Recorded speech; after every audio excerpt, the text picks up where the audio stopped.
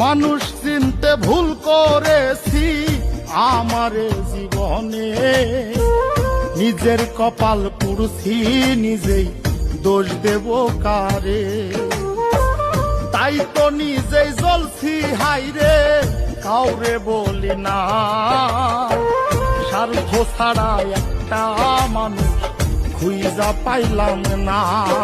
আমি স্বার্থ ছাড়া একটা মানুষ খুঁজা পাইলাম না।